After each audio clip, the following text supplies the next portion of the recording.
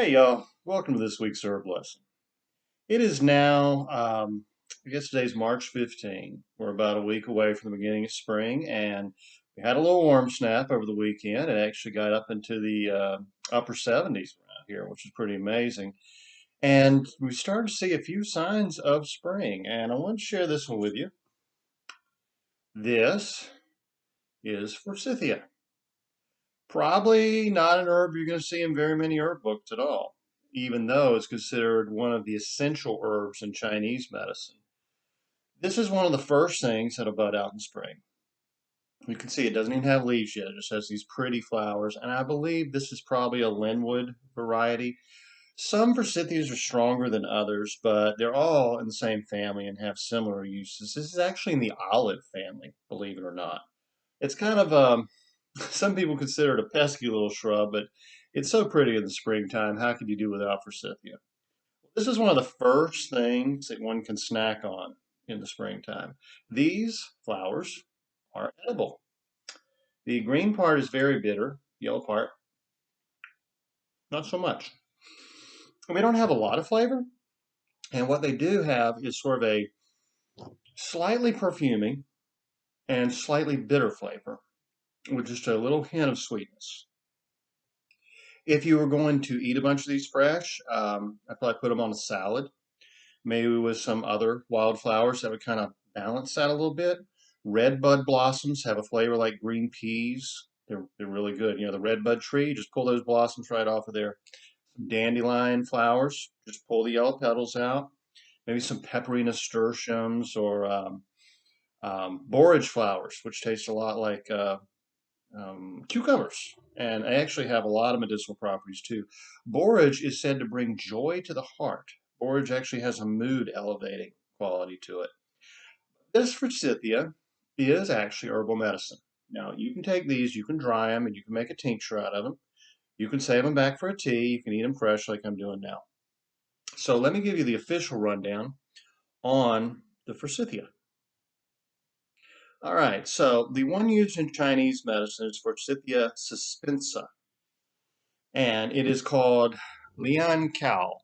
It has been used in Chinese herbalism for over 4,000 years and is considered to be one of the 50 fundamental herbs, a bitter tasting, pungent herb with an antiseptic effect. And that's true of all the forsythias. They're antiseptic and they're slightly bitter. It is, right now, actually, it's not very bitter at all because it just blossomed out in the last 48 hours. It's fairly sweet. In Chinese medicine, it's used to treat boils, carbuncles, mumps, infected neck glands. It's a bitter astringent herb, again, that stimulates the heart, nervous system, and gallbladder. It contains vitamin P, which is used to strengthen the capillaries. The fruit is antidote, antitussive, diuretic, emmenagogue, febrifuge, laxative. Yeah, if you ate a lot of this, and tonic.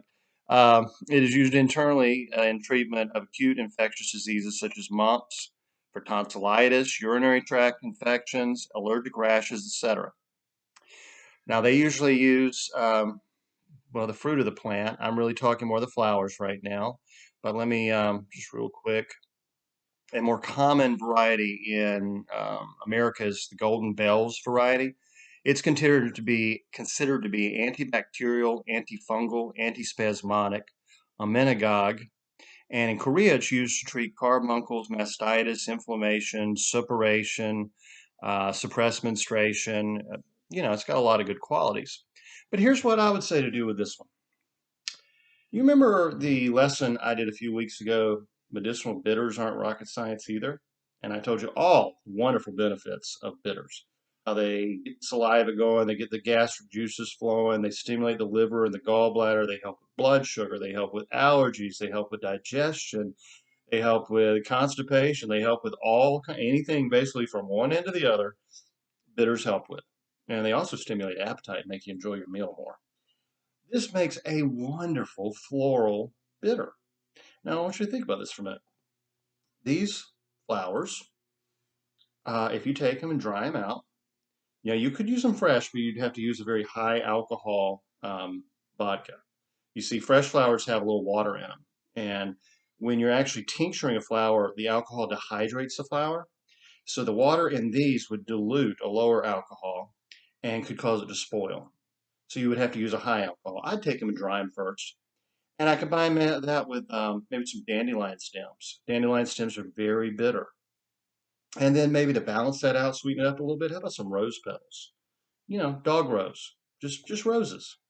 If you had some rose hips, throw those in there and make a floral bitters. This is something, stick back. This is a nice little spring tonic. It's going to be a real treat. Take a little sip of that for a meal, and you'll get all that, well, I guess the perfume of the flowers, right?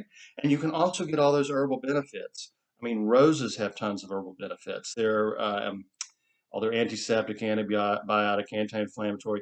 How about violets? Violets are one of the most powerful herbal medicines there is, and they grow in the woods, on the ground in most places. They're easy to find, and they taste wonderful. Some people even make jellies out of violets. Some people make jellies out of roses. This would be a little too bitter on its own, I think, so you want to kind of combine it with something a little sweeter. So it is spring. It's almost spring, and it's time to go out there and eat the wild. So see y'all next week.